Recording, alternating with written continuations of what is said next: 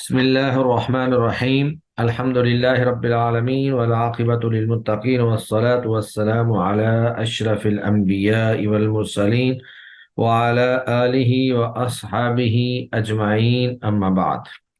اسماء منصوبہ چل رہے ہیں جن میں ہم مفاعل خمسہ اور حال 6 اسماء منصوبہ ہم پڑھ چکے ہیں۔ آج انشاءاللہ 7واں منصوب اسم تمیز اس کو پڑھیں گے۔ تو تمیز جو ہے یہ وہ اسم نکرہ ہے، یعنی یہ نکرہ ہوتا ہے۔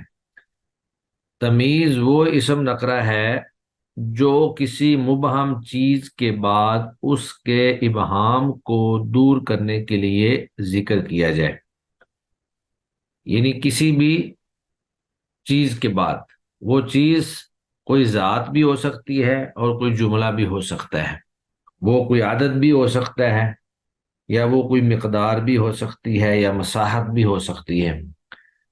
تو کوئی بھی چیز ہو سکتی ہے جو مبہم ہو، اور اس مبہم چیز کے ابہام کو دور کرنے کے لیے جو نکرہ اسم لایا جائے وہ تمیز کہلاتا ہے۔ تو تمیز وہ اسم نکرہ ہے جو کسی مبہم چیز کے بعد اس مبہم کے ابہام کو دور کرنے کے لیے ذکر کیا جائے۔ اب جس چیز کا ابہام دور کیا جائے اسے ممیز کہتے ہیں، ممیز نہیں، ممیز، یعنی یا کے زبر کے ساتھ۔ تو یہ اسم مفعول کا صیغہ ہوگا ممیز، جس کی تمیز بیان کی گئی۔ اور تمیز کو ممیز بھی کہہ دیتے ہیں۔ تمیز چونکہ امتیاز کرنے والی ہوتی ہے، اور ممیز وہ چیز ہوتی ہے جس کا امتیاز کیا جائے یا جس کا ابہام دور کیا جائے۔ جیسے رأیت احد عشر کوکبا، رأیت احد عشر کوکبا، میں نے 11 ستارے دیکھے۔ اب اگر ہم کوکبا نہیں لے کے آتے، صرف کہتے ہیں رأیت احد عشر، میں نے 11 دیکھے۔ اب یہ جو 11 دیکھے ہیں وہ کیا دیکھے ہیں؟ وہ 11 آدمی دیکھے ہیں، 11 درخت دیکھے ہیں، 11 ستارے دیکھے ہیں، یا کوئی اور چیز دیکھی ہے؟ تو رأیت احد عشر کوکبا، تو کوکبن لا کر اس بات کی وضاحت کر دی گئی، اس ابہام کو دور کر دیا گیا کہ وہ کیا چیز دیکھی تھی۔ اب یہاں پہ کوکبن کی جگہ پہ راجولن بھی آ سکتا ہے کہ میں نے 11 آدمی دیکھے۔ یہاں پر درخت بھی آ سکتے ہیں، شجرتن، میں نے 11 درخت دیکھے۔ یا یہاں پر کتابیں بھی آ سکتی ہیں، رأیت احد عشر کتابن، میں نے 11 کتابیں دیکھی۔ قلمن آپ کہہ لیں، میں نے 11 قلمیں دیکھی۔ تو یہ جو کوکبن ہے، یا یہاں پر جو بھی اسم آئے گا یہ تمیز کہلائے گا، جو 11 کے ابہام کو دور کر رہا ہے، یعنی عدد کے ابہام کو دور کر رہا ہے، تو اس کو تمیز کہتے ہیں۔ تو اس مثال میں کوکبن تمیز ہے، اور احد عشرہ 11 یہ ممیز ہے، یعنی جس کی تمیز کی گئی ہے، جس کی وضاحت کی گئی ہے۔ اور جو تمیز کرنے والا اسم ہوتا ہے اس کو ممیز بھی کہتے ہیں، تمیز بھی کہتے ہیں اور ممیز بھی کہتے ہیں۔ گویا کہ جس نے ابہام کو دور کیا ہے اس کو آپ تمیز کہہ لیں یا ممیز کہہ لیں، دونوں ہی درست ہیں۔ اور جس کا ابہام دور کیا گیا ہے اس کو آپ ممیز، اسم مفعول کے صیغے کے ساتھ اس کو ممیز کہا جائے گا۔ تو اسم تمیز وہ نکرہ اسم ہوا جو کسی مبہم چیز کے بعد اس کے ابہام کو دور کرنے کے لیے آئے۔ اور چونکہ ہم اسماء منصوبہ پڑھ رہے ہیں تو تمیز جو ہے یہ بھی اسماء منصوبہ میں سے ایک ہے، یہ بھی اسماء منصوبہ میں سے ایک ہے، یہ ہمیشہ منصوب ہوتی ہے۔ اسی لیے یہاں پہ احد عشرہ کوکبن، کوکبن جو ہے یہ منصوب ہے۔ یہاں پہ رجلن آ جائے وہ بھی منصوب ہوگا، قلمن آ جائے، کتابن آ جائے، جو بھی یہاں پہ آپ لے آئیں گے وہ منصوب ہوگا، اور وہ تمیز ہونے کی بنیاد پر منصوب ہوگا۔ یہاں اس کو ہم مفعول نہیں کہہ سکتے. رأیت احد عشر کوکبن، کوکبن کو یہ نہیں کہیں گے کہ یہ مفعول ہے، بلکہ اگر اس کی ترکیب کریں گے تو وہ کچھ یوں ہوگی: رأیت فعل با فاعل، احد عشرہ ممیز، اور کوکبن اس کی تمیز. ممیز اپنی تمیز سے مل کر، ممیز اپنی تمیز سے مل کر رأیت کا مفعول ہو گیا. تو فعل اپنے فاعل اور مفعول سے مل کر جملہ فعلیہ خبریہ ہو گیا. آگے ہے تمیز کی اقسام. اس تمیز کی پھر دو قسمیں ہوتی ہیں: تمیز ذات اور تمیز نسبت. تمیز ذات اور تمیز نسبت. تو ذات سے مراد کسی بھی اسم کی وضاحت ہے، کسی بھی اسم کی وضاحت ہے. تمیز ذات سے مراد کسی بھی اسم کی وضاحت ہے. یعنی اگر کوئی اسم مبہم ہو، وہ بے شک عدد ہو، وہ مقدار ہو، وہ مشابہ مقدار کوئی چیز ہو، تو جب کسی اسم کی وضاحت کی جائے گی تو اس کو کہیں گے تمیز ذات. اور ایک ہے تمیز نسبت. تو نسبت یہ جملے کی وضاحت کے لیے لائی جانے والی تمیز کو تمیز نسبت کہتے ہیں. تمیز ذات گویا کہ ایک اسم کے ابہام کو دور کرتی ہے، اور تمیز نسبت جو ہے وہ جملے کے ابہام کو دور کرتی ہے. یعنی اس سے پہلے جب کوئی ایسا جملہ بیان کیا جائے جس کے اندر کچھ ابہام ہو، تو اس جملے کے ابہام کو دور کرنے کے لیے جو اسم لایا جائے گا وہ تمیز نسبت کہلائے گا. نسبت اس لیے کہتے ہیں کہ کوئی بھی جملہ جو ہوتا ہے اس میں کسی چیز کی نسبت ہوتی ہے، کیونکہ اگر وہ جملہ فعلیہ ہے تو اس میں جو فعل ہوتا ہے اس کی نسبت فاعل کی طرف ہوتی ہے کہ فاعل نے یہ کام سر انجام دیا. اور اگر وہ جملہ اسمیہ ہے تو جملہ اسمیہ کے اندر بھی مبتدا جو ہوتا ہے وہ مسند الیہ ہوتا ہے اور خبر مسند ہوتی ہے. وہ ایک چیز کی نسبت کی جا رہی ہوتی ہے. تو اس نسبت کے اندر جو ابہام ہوتا ہے اس کو دور کرنے کے لیے جو تمیز لائی جائے گی اس کو تمیز نسبت کہا جائے گا. تو تمیز کی دو قسمیں ہیں. تمیز کی دو قسمیں ہیں: تمیز ذات. تمیز ذات وہ ہے جو اسم یعنی ایک کلمہ کی وضاحت کرے، اور تمیز نسبت وہ ہے جو جملے کی وضاحت کرے، جو جملے کے ابہام کو دور کرے. ذات چونکہ ایک شخصیت یا ایک پرسن، ایک چیز کو کہا جاتا ہے، جبکہ نسبت جو ہے وہ جملے کے اندر ہوتی ہے، اور جملے کے جو بھی اشکالات ہیں یا جملے کا جو بھی ابہام ہے، جو چیز اس کو دور کر رہی ہے اس کو تمیز نسبت کہتے ہیں. سب سے پہلے ہمارے پاس تمیز ذات.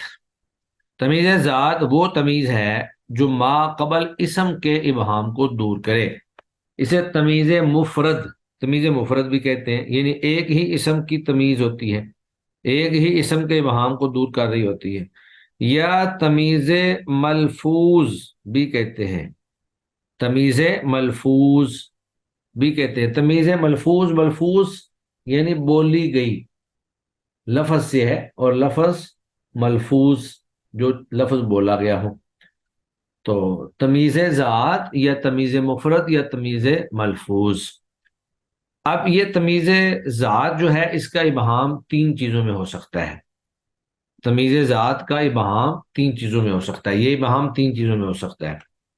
یعنی وہ اسم جس کا ابہام دور کیا جا رہا ہے وہ تین چیزیں گویا کہ ہو سکتی ہیں: یا تو وہ عدد ہوتا ہے، عدد میں ہوگا، یا پھر مقادیر میں. مقادیر جمع ہے مقدار کی، یعنی مختلف مقداروں میں ہوگا. یا پھر مشابہ مقادیر میں، یعنی مقداروں کے مشابہ کسی چیز میں ہوگا. یعنی وہ مقداریں تو نہیں ہوتی لیکن مقداروں کے مشابہ ہی استعمال ہوتے ہیں وہ لفظ. تو سب سے پہلے ہے عدد. عدد آپ کو پتہ ہے، کاؤنٹنگ، گنتی، تعداد. تو جو ہم نے مثال اوپر پڑھی ہے احد عشرہ کوکبن، میں نے 11 ستارے دیکھے، تو وہاں بھی عدد، عدد کی تمیز ہے. احد عشرہ 11، یہ ایک عدد ہے، یہ گنتی ہے. تو یہ ابہام تین چیزوں میں ہوتا ہے: عدد میں ہوگا، مقداروں میں ہوگا، اور مشابہ مقداروں میں ہوگا۔ عدد میں جیسے لہو تسع و تسعون نعجتن، اس کی 99 بھیڑیں ہیں۔ لہو اس کی، تسع و تسعون 99 99 نعجتن بھیڑیں ہیں، تو دمبیاں ہیں یا بھیڑیں ہیں۔ تو یہاں پر تسع و تسعون یہ ایک عدد ہے، تسع و تسعون یہ ایک عدد ہے۔ اگر آپ یہ کہہ دیں کہ لہو تسع و تسعون اس کی 99 ہیں، کیا 99 ہیں اس کی وضاحت نہیں تھی، ابہام تھا، تو اس ابہام کو دور کرنے کے لیے بیان کیا گیا کہ وہ دمبیاں ہیں، نعجتن وہ دمبیاں ہیں، اس کی 99 دمبیاں ہیں۔ تو یہاں پہ اگر آپ شاتن لے آئیں اس کی 99 بکریاں ہیں، بقرتن لے آئیں اس کی 99 جو ہے وہ گائے ہیں، تو کوئی بھی چیز جو ہے وہ یہاں پہ آ سکتی ہے۔ تو یہ عدد کا ابہام دور کیا گیا ہے یہاں پر، یعنی تمیز ذات میں جو ابہام ہوتا ہے وہ کبھی عدد میں ہوتا ہے اور کبھی مقداروں میں ہوتا ہے۔ اب یہ جو عدد ہے اس کی پھر دو قسمیں ہیں، عدد دو طرح کے ہوتے ہیں، ایک عدد سری ہوتا ہے اور ایک عدد مبہم ہوتا ہے۔ عدد سری سے مراد یہ ہے کہ ایگزیکٹ عدد اور تعداد بیان کی جائے، 1 2 3 4، اور عدد مبہم ہوتا ہے جس میں کہا جائے کہ کتنے ہی، کیسے، کتنے، یعنی اس طرح کے معنی جن کلمات میں پائے جائیں۔ تو عدد سری وہ عدد ہے جو معین مقدار پر دلالت کرے، یعنی معین تعداد پر دلالت کرے، جیسے احد عشرہ 11، عشرون 20، یا تسع و تسعون 99، یا اسی طرح آپ کہہ سکتے ہیں ثلاثون 30، خمسون 50۔ تو یہ ایک ایگزیکٹ عدد ہے۔ دوسرا ہے عدد مبہم، وہ عدد ہے جو مبہم مقدار سے کنایہ ہو، مبہم مقدار پر دلالت کرے۔ اس کے الفاظ یہ ہیں کم، کذا، کأین، کم، کذا، کأین۔ تو ابھی یہاں پر صرف ان کے نام انہوں نے بیان کیے ہیں، باقی اس کی جو تفصیلات ہیں وہ قواعد النحو حصہ دوم کے اندر بیان کی جائیں گی۔ تو فی الحال ابھی تک جو ہم نے پڑھا ہے وہ یہ ہے کہ تمیز سے مراد وہ اسم نکرہ ہے جو کسی مبہم چیز کے بعد آئے اور اس کے ابہام کو دور کر دے، اور جس کا ابہام دور کیا جائے اسے ممیز کہتے ہیں۔ جیسے رأیت احد عشر کوکبا، جیسے احد عشرہ یہاں پہ ممیز ہے اور کوکبا اس کی تمیز ہے۔ تمیز کو ممیز بھی کہا جاتا ہے۔ تمیز کی پھر آگے دو قسمیں ہیں، تمیز ذات اور تمیز نسبت۔ تمیز ذات وہ ہے جو اپنے ماقبل اسم کے ابہام کو دور کرے، اسے تمیز مفرد بھی کہتے ہیں، تمیز ملفوظ بھی کہتے ہیں۔ اور یہ تمیز ذات جو ہے اس کا ابہام تین چیزوں میں ہو سکتا ہے، یا تو وہ عدد میں ہوگا، یا پھر مقداروں میں ہوگا، یا پھر مشابہ مقدار چیزوں میں ہوگا۔ تو عدد کے اندر ابہام جیسے لہو تسع و تسعون نعجتن، یا پیچھے احد عشر کوکبا، رأیت احد عشر کوکبا، یہ سارا عدد کا ابہام ہے جس کو تمیز نے آ کر دور کیا ہے۔ عدد کی پھر آگے دو قسمیں ہوتی ہیں، بسا اوقات عدد جو ہے وہ معین ہوتا ہے، جیسے ان دونوں مثالوں میں ہے کہ 99 دمبیاں یا 11 ستارے، یہ عدد معین ہے۔ اور بسا اوقات عدد مبہم ہوتا ہے جس میں صرف یہ کہا جاتا ہے جی کتنے ہی لوگ تھے یا کتنی ہی کتابیں تھیں، تو اس کو عدد مبہم کہا جاتا ہے۔ تو تمیز ذات کا ابہام دوسرا مقداروں میں ہوتا ہے، دوسرے نمبر پر مقداروں میں ہوتا ہے، پہلے نمبر پر عدد میں ہوتا ہے اور دوسرے نمبر پر مقداروں میں ہوتا ہے۔ تو ہم تمیز کی بحث پڑھ رہے تھے جس میں ہم نے یہ پڑھا کہ تمیز کی دو قسمیں ہیں، تمیز ذات اور تمیز نسبت۔ تمیز ذات وہ ہوتی ہے جو کسی اسم کے ابہام کو دور کرے، جبکہ تمیز نسبت وہ ہوتی ہے جو کسی جملے کے ابہام کو دور کرے۔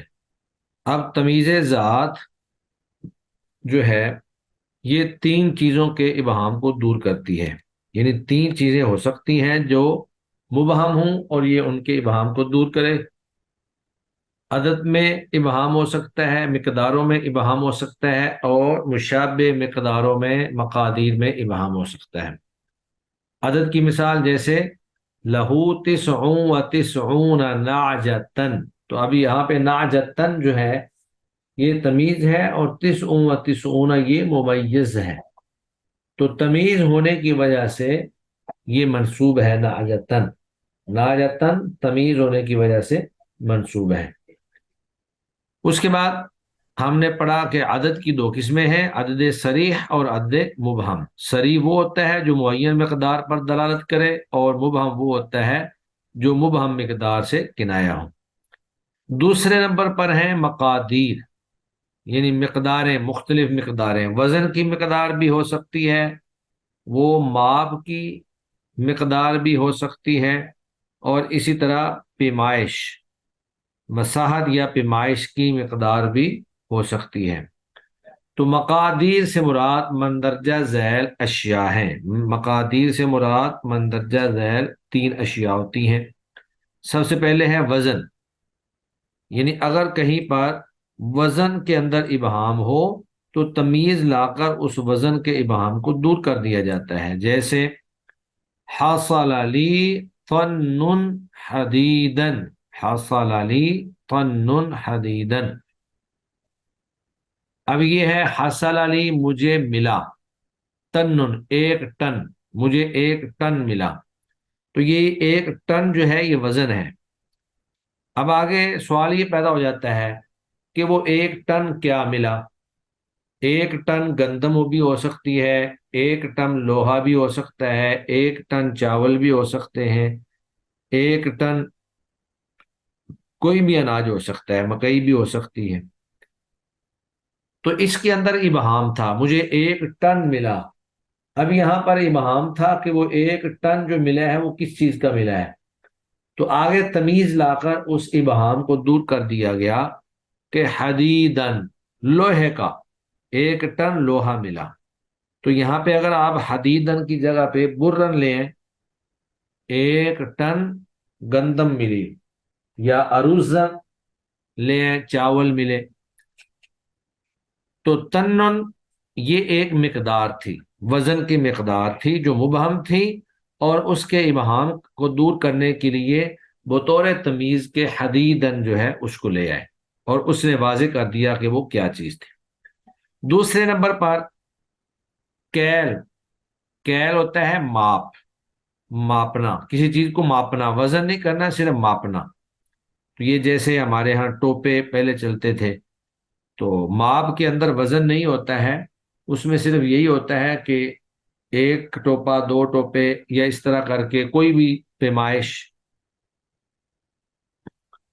تو ماپ۔ عندی کفیزان برن، میرے پاس کفیزانی دو کفیز ہیں۔ تو یہ کفیز ایک پیمانہ ہے، مصری پیمانہ ہے، اور اگر ہم اس کو وزن میں تول لیں تو وہ 16 کلو گرام کے برابر ہوتا ہے۔ تو کہتے ہیں جی میرے پاس دو کفیز ہیں، دو کفیز، دو پیمانے ہیں۔ کس چیز کے پیمانے ہیں؟ یہ ابہام تھا۔ اب اس ابہام کو دور کرنے کے لیے پھر تمیز لائے کہ عندی قفیزان برن، میرے پاس بر یعنی گندم کے دو کفیز ہیں، تو میرے پاس گندم کے دو کفیز ہیں، تو ایک کفیز جو ہے وہ 16 کلو گرام کے برابر ہوتا ہے اگر اس کو وزن میں لایا جائے تو۔ تیسرے نمبر پر ابہام مساحت میں ہوتا ہے، پیمائش میں ہوتا ہے، جیسے عندی جریبن، میرے پاس ایک جریب ہے، ایک بیگھا ہے زمین کا، تو کس چیز کا جریب ہے؟ اردن، زمین کا۔ تو یہاں بھی جریبن جو ہے اس میں ابہام تھا، اور ارزن لا کر، تمیز لا کر اس ابہام کو دور کر دیا گیا۔ بعض مقداریں ایسی ہوتی ہیں جن کو مقداریں تو نہیں کہا جا سکتا، لیکن وہ مقداروں کے مشابہ ہی ہوتی ہیں، اور وہی تین چیزیں جو پیچھے عدد، وزن، کیل اور مساحت، یعنی جو پیچھے تین چیزیں ہم نے مقداروں میں پڑھی، وزن، کیل اور مساحت، وہی مقداروں کے مشابہ بھی ہیں، یعنی مشابہ وزن کے یا مشابہ کیل کے ماپ کے، یا اسی طرح مشابہ مساحت کے۔ مشابہ مقادیر یعنی وہ چیزیں جو مقادیر تو نہیں ہوتی لیکن مقادیر سے مشابہ ہوتی ہیں، ان کی مثالیں درج ذیل ہیں۔ وزن کے مشابہ جیسے ما فی رأسہ مثقال ذرۃ، اس کے سر میں ذرہ کے برابر بھی نہیں ہے۔ اب یہ کوئی وزن تو نہیں ہے لیکن وزن کی طرح ہی ہے، ذرہ کے برابر بھی اس کے سر میں نہیں ہے۔ وہ کیا نہیں ہے؟ عقل، اس کے سر میں ذرہ برابر عقل نہیں ہے۔ تو یہاں عقلن جو ہے یہ تمیز ہے، تو یہاں عقلن کی جگہ پہ آپ کچھ اور بھی لا سکتے تھے، اس کے سر میں ذرہ برابر بھی بال نہیں ہے، شعرن یعنی کچھ بھی بال نہیں ہے۔ تو یہ مشابہ وزن کے ہیں۔ اس طرح پیمائش کے مشابہ اشتریت جرتن، میں نے ایک گھڑا خریدا، میں نے ایک گھڑا خریدا۔ اب یہ جو گھڑا ہے یہ کوئی پیمائش کا پیمانہ نہیں ہے، کفیز تو ایک پیمانہ ہے لیکن گھڑا ایک پیمانہ نہیں ہے۔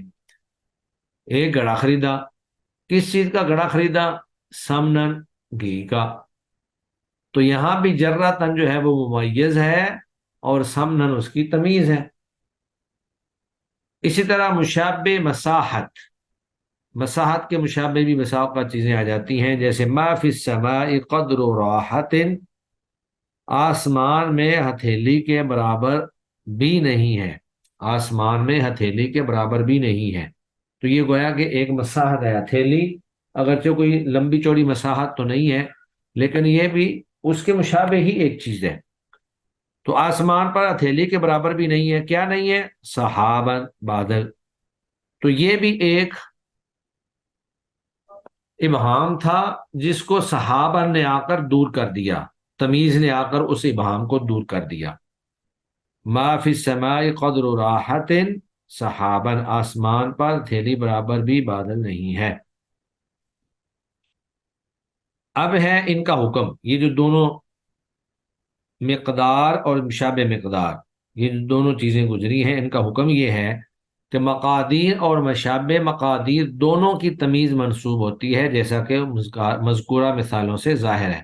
جتنی مثالیں ہم نے پڑھی ہیں، صحابن یا سمنن یا اس طرح عقلن یا پیچھے ارضن، برن، حدیدن، ان سب میں تمیز منسوب ہوتی ہے۔ تیسری چیز تھی کبھی کبھار جو ہے ان کی تمیز کو اضافت یا من جارہ کی وجہ سے مجرور پڑھنا بھی جائز ہے، یعنی اگر اضافت نہ ہو یا من جارہ نہ ہو پھر تو ان کی تمیز منسوب ہی ہوگی، لیکن اگر من جارہ آ جائے یا ان کی طرف کسی چیز کی اضافت ہو رہی ہو تو پھر ان کی تمیزوں کو مجرور بھی پڑھ سکتے ہیں، پھر ان کی تمیزوں کو مجرور بھی پڑھ سکتے ہیں۔ اب ان کی مثالیں انہوں نے نیچے تفصیل سے دی ہیں، مثلا اشتریت غرامن، میں نے خریدا 1 گرام، کیا خریدا؟ ذهبا، سونا۔ اور اگر آپ نے چاندی خریدی تو آپ کہہ سکتے ہیں غرامن فضتن، میں نے 1 گرام چاندی خریدی۔ کوئی بھی چیز آپ یہاں پہ لے سکتے ہیں، اور اگر آپ اس کی اضافت کر دیں تو پھر یہ بن جائے گا اشتریت غرام ذهب، میں نے سونے کا 1 گرام خریدا۔ اب یہاں پر وہ وضاحت تو ہے لیکن وہ مضاف الیہ ہونے کی وجہ سے، یا پھر آپ کہہ سکتے ہیں غرامن من ذهب، سونے سے 1 گرام۔ اس طرح باع الفلاح فدانا برسیما، بیچا کسان نے، بیچا کسان نے فدانا 1 ایکڑ، فدان 1 ایکڑ کو کہتے ہیں، جریب جو ہے وہ 4 کنال 1 بیگھے کو کہتے ہیں۔ کس کا بیچا؟ برسیمن، برسیم کا، برسیم ہمارے ہاں اردو کے اندر بھی یہی استعمال ہوتی ہے۔ باع الفلاح فدانا برسیمن، کسان نے 1 ایکڑ برسیم کا بیچا۔ اور اگر آپ اس کو مضاف کر دیں تو یہ ہو جائے گا باع الفلاح فدانا برسیمن، برسیم کا 1 ایکڑ بیچا۔ اور اگر آپ اس کو من جارہ کے ساتھ لے آئیں تو یہ بن جائے گا باع الفلاح فدانا من برسیمن۔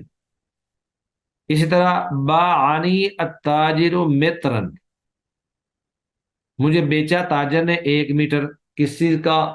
1 میٹر صوفن، صوف کا، یعنی سوتی کپڑے کا۔ اور اگر آپ اس کو مضاف کر دیں تو یہ بن جائے گا باعنی التاجر متر صوفن، صوف کا 1 میٹر بیچا۔ یا آپ اس کو من جارہ کے ساتھ لے آئیں تو یہ بن جائے گا باعنی التاجر متر من صوفن۔ تو یہاں پر تمیز ذات جو ہے اس کی تفصیل مکمل ہو گئی۔ گویا کہ اس کا نقشہ یوں بنے گا کہ تمیز کی 2 قسمیں ہیں، ایک تمیز ذات ہے، ایک تمیز نسبت ہے۔ تمیز ذات جو ہے وہ 3 چیزوں میں ہوتی ہے، عدد میں، مقادیر میں اور مشابہ مقادیر میں۔ عدد کی پھر 2 قسمیں ہیں، عدد صریح، عدد مبہم۔ مقادیر کی 3 قسمیں ہیں، وزن، کیل اور مساحت۔ اور مشابہ مقادیر کی 3 قسمیں ہیں، مشابہ وزن، مشابہ کیل اور مشابہ مساحت۔ اور اس کے بعد ان کا حکم ہے کہ عموماً ان کی تمیز منصوب ہوتی ہے، لیکن ان کی تمیز کو اضافت یا من کی جارہ کی وجہ سے مجرور پڑھنا بھی جائز ہے۔ دوسری قسم تھی تمیز نسبت، یہ وہ تمیز ہوتی ہے جو سابقہ جملے میں پائی جانے والی نسبت کے ابہام کو دور کرے۔ اسے تمیز جملہ، اس کو ہم کہتے تھے تمیز ذات کو تمیز مفرد یا تمیز ملفوظ، تو اسے تمیز جملہ یا تمیز ملحوظ بھی کہتے ہیں، تمیز جملہ یا تمیز ملحوظ بھی کہتے ہیں۔ مثال کے طور پر ارشاد باری تعالی ہے وَاشْتَعَلَ الرَّأْسُ شَيْبًا، سورہ مریم میں حضرت زکریا علیہ السلام نے اللہ تعالیٰ سے جب اولاد کی دعا کی تو ساتھ ہی یہ بھی کہا، اور دعا کی، اللہ نے دعا قبول کر لی، اور جب بشارت دے دی گئی تو پھر کہنے لگے کہ میری بیوی بھی بانجھ ہے اور میں بھی بوڑھا ہو چکا ہوں، اور میرا سر جو ہے وہ بڑھاپے کی وجہ سے چمک اٹھا ہے۔ تو اب یہاں پر وَاشْتَعَلَ الرَّأْسُ، میرا سر جو ہے وہ بھڑک اٹھا ہے، تو یہ اصل میں آگ کے جو شعلے ہوتے ہیں جب وہ بھڑکتے ہیں تو اس کو اشتعال کہتے ہیں۔ وَاشْتَعَلَ الرَّأْسُ، میرا سر جو ہے وہ بھڑک اٹھا ہے۔ اب میرا سر بھڑک اٹھا ہے تو یہاں پہ ابہام تھا کہ کیسے بھڑک اٹھا ہے، کیا اس کو آگ لگ گئی ہے یا کچھ اور ہے؟ تو اس کی تمیز آئی پورے جملے کی، اس پورے جملے کی وضاحت بیان کی ہے شیبن نے، یہ تمیز ہے شیبن، یعنی بڑھاپے سے بھڑک اٹھا ہے۔ اس طرح اللہ فرماتے ہیں وَفَجَّرْنَا الْأَرْضَ عُيُونًا، اور ہم نے زمین کو پھاڑ دیا، ہم نے زمین کو پھاڑ دیا، کیسے پھاڑ دیا؟ عُيُونًا، چشموں کے ساتھ۔ تو اس طرح یہ جو پورا جملہ ہے یہ مبہم تھا، اور عیون جو ہے یہ اس کی تمیز ہے جس نے اس پورے جملے کی ابہام کو دور کیا ہے۔ تو ان مثالوں کے اندر پہلی مثال میں شیبن اور دوسری مثال میں عیونن، ان دونوں تمیزوں نے جملوں کی جو ابہام تھا اس کو دور کر دیا۔ اب اس کا حکم یہ ہے کہ تمیز نسبت جو ہے وہ منصوب ہوتی ہے، تمیز نسبت جو ہے یہ منصوب ہی ہوتی ہے، یہ اضافت کے ساتھ یا من جارہ کے ساتھ اس کا استعمال نہیں ہوتا۔ اور سوال یہ پیدا ہوتا ہے کہ جو اس سے پہلے ہم نے حال کو پڑھا ہے، حال بھی منصوب ہوتا ہے اور تمیز بھی منصوب ہوتی ہے۔ حال جو ہے وہ بھی اپنے ذوالحال کی حالت کو بیان کرتا ہے، اور تمیز جو ہے وہ بھی اپنے ممیز کی حالت کو بیان کرتی ہے۔ ان دونوں میں فرق کیا ہے؟ تو حال اور تمیز میں چند نمایاں فرق ہیں جو درج ذیل ہیں۔ سب سے پہلے تو یہ ہے کہ تمیز ہمیشہ مفرد ہوتی ہے، تمیز ہمیشہ مفرد آتی ہے، جبکہ حال جو ہے وہ کبھی جملہ اور کبھی شبہ جملہ بھی ہو سکتا ہے، یعنی مفرد بھی آتا ہے لیکن کبھی جملہ اور کبھی شبہ جملہ بھی آ سکتا ہے۔ یہ تو ایک پہلا فرق ہے۔ دوسرا فرق یہ ہے، تمیز ذات یا نسبت کے ابہام کو دور کرتی ہے، یعنی تمیز جو ہے یہ کسی ذات یا کسی نسبت کے ابہام کو دور کرتی ہے، مگر حال جو ہے وہ وصف اور حالت کے ابہام کو دور کرتا ہے، یعنی نہ تو وہ نسبت کے ابہام کو دور کرتا ہے اور نہ ہی ذات کے ابہام کو دور کرتا ہے، وہ اس کی صفت اور حالت کے ابہام کو دور کرتا ہے کہ جب وہ شخص آیا تھا تو وہ کیسے آیا تھا، اس کی کیا حالت تھی، پیدل آیا تھا، سوار ہو کر آیا تھا۔ نمبر 3، تمیز متعدد نہیں آتی، یعنی تمیز جس ذات یا جس جملے کی وضاحت کر رہی ہوتی ہے اور جس کے ابہام کو دور کر رہی ہوتی ہے، یہ اس کے بعد متعدد نہیں آتی، یہ ایک ہی دفعہ آتی ہے، ایک ہی کلمہ آتا ہے، جبکہ حال متعدد بھی آ جاتے ہیں، حال جو ہے وہ کئی آ جاتے ہیں، جس طرح کہ ہم نے پیچھے پڑھا ہے۔ چوتھا فرق یہ ہے کہ تمیز کبھی اضافت یا من کی وجہ سے مجرور ہوتی ہے، جیسا کہ ہم نے پیچھے پڑھا کہ تمیز جو ہے یہ کبھی اضافت کی وجہ سے اور کبھی من جارہ کی وجہ سے مجرور ہو جاتی ہے، مگر حال ہمیشہ منصوب ہوتا ہے، حال ہمیشہ منصوب ہوتا ہے۔ پانچواں فرق ان دونوں میں یہ ہے کہ تمیز ہمیشہ فضلہ ہوتی ہے، فضلہ ہونے کا مطلب یہ ہے کہ یہ جملے سے زائد ایک چیز ہوتی ہے، معنی کے اعتبار سے تو جملے کی وضاحت کر رہی ہوتی ہے لیکن ترکیب کے اعتبار سے یہ جملے سے زائد ہوتی ہے، اگر اس کو ترکیب میں نہ لایا جائے یعنی بیان نہ کیا جائے تو جملہ پورا ہوتا ہے، صرف اس کے معنی کے اندر ابہام ہوتا ہے، لیکن جملہ پورا ہوتا ہے، جملہ اسمیہ ہو یا جملہ فعلیہ ہو، مگر حال پر کبھی کلام کا اساسی معنی موقوف ہوتا ہے، یعنی حال ایسا بھی ہوتا ہے کہ بسا اوقات جملہ اس کے بغیر پورا نہیں ہوتا۔ نمبر 6، تمیز اپنے عامل کی مؤکد نہیں ہوتی، یعنی اپنے عامل کی تاکید نہیں کر رہی ہوتی، وضاحت تو کرتی ہے، مگر حال جو ہے وہ مؤکدہ بھی ہوتا ہے۔ حال کی ہم نے پیچھے 3 قسمیں پڑھی تھیں، حال منتقلہ، حال ثابتہ، حال مؤکدہ اور حال مؤسسہ۔ تو یہ ساری چیزیں پڑھنے کے بعد اب ہمارے سامنے ایک جملے کی وہ ترکیب کریں گے، نمونہ ترکیب کہ آپ نے اس کی ترکیب کیسے کرنی ہے، یعنی جتنے جملے ہم نے پیچھے پڑھے ہیں ان کی اگر ترکیب ہمیں کرنی پڑ جائے تو ترکیب کیسے کرتے ہیں۔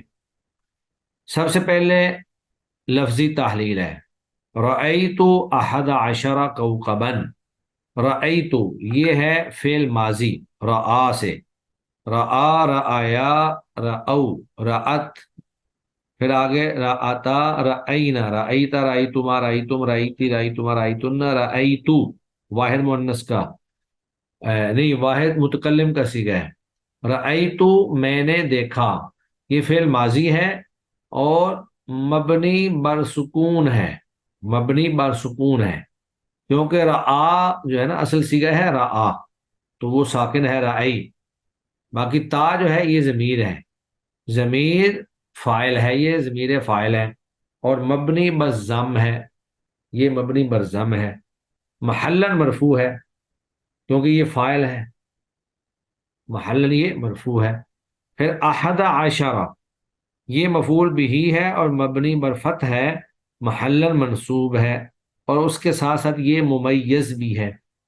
پھر آگے کوکبن یہ منصوب ہے، تمیز، تمیز منصوب ہے اور نصب کی علامت فتح ظاہرہ ہے، تو یہ اس کی لفظی تحلیل تھی۔ اب اس کی ترکیب ہم کریں گے، رأیتو فعل با فاعل، رأیتو فعل با فاعل، احد عشرہ مفعول بھی ممیز، اور کوکبن یہ اس کی تمیز، کوکبن اس کی تمیز، فعل اپنے فاعل اور مفعول بھی سے مل کر جملہ فعلیہ خبریہ ہوا، فعل اپنے فاعل اور مفعول بھی سے مل کر جملہ فعلیہ خبریہ ہو گیا۔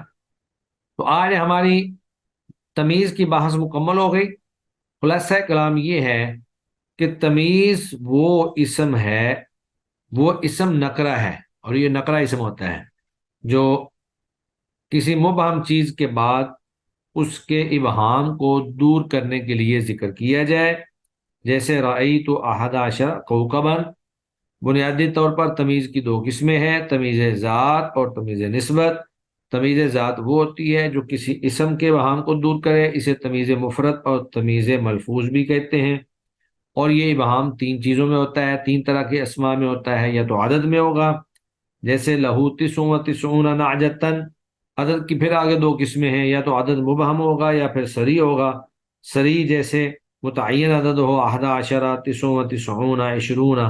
اور مبہم وہ ہوتا ہے جو کنایا ہو، جیسے کم، کذا، کعین۔ اور دوسرا ابہام جو ہے وہ مقادیر میں ہوتا ہے۔ مقداریں تین طرح کی ہوتی ہیں، یا تو وزن کی مقدار ہوتی ہے جیسے حصل علی طن حدیدن، یا پھر ماپ کی مقدار ہوتی ہے جیسے عندی کفیزان برن، یا پھر مساحت کی مقدار ہوتی ہے جیسے عندی جریب اردن۔ اور تیسرے نمبر پر مشابہ مقادیر میں ابہام ہوتا ہے، اور مشابہ مقادیر بھی تین ہی ہیں۔ مشابہ وزن جیسے ما فی رأسہ مثقال ذرۃ عقلا۔ مشابہ ماپ یا کیل جیسے اشتریت جرۃ سمنا۔ اور مشابہ مساحت جیسے ما فی السماء قدر راحت سحابا۔ تو یہ جو دونوں شکلیں ہیں مقادیر کی اور مشابہ مقادیر کی، ان میں تمیز منصوب ہوتی ہے، لیکن کبھی اگر آپ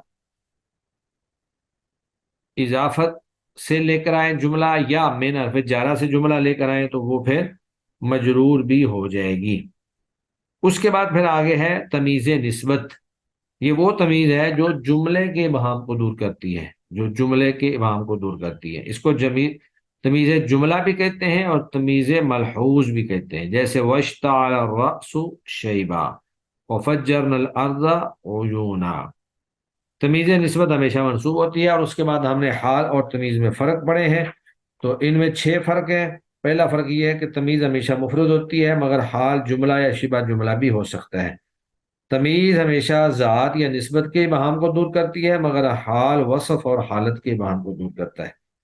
تمیز متعدد نہیں آتی، حال متعدد بھی آ جاتے ہیں۔ تمیز اضافت یا من کی وجہ سے مجرور ہوتی ہے، مگر حال ہمیشہ منصوب ہوتا ہے۔ تمیز ہمیشہ فضلہ ہوتی ہے، مگر حال کبھی کلام کا اساسی معنی اس پر موقوف ہوتا ہے۔ تمیز اپنے عامل کی موقد نہیں ہوتی، مگر حال موقدہ بھی ہوتا ہے۔ اس کے بعد مشق ہے، تو مشق ہم انشاءاللہ نیکسٹ ڈے میں حل کریں گے۔ تب تک آپ لوگ تمیز کو اچھی طرح سے ریوائز کر کے اور یاد کر کے آئیے گا۔ ہمارا آج کا لیسن اتنا ہی ہے۔